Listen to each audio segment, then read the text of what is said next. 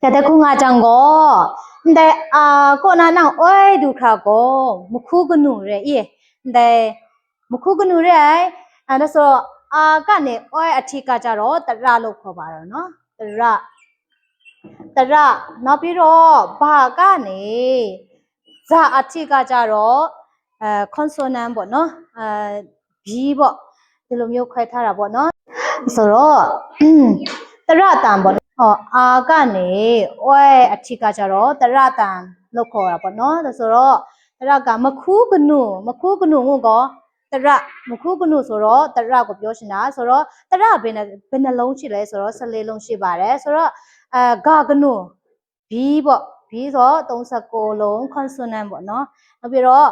alphabet အကုန်လုံးကကြတော့53လုံးရှိပါဒါဆိုတော့ဒီနေ့အတွက်တော့ alphabet လေးတွေကိုထပ်ခါပေါင်းကြည့်ပါ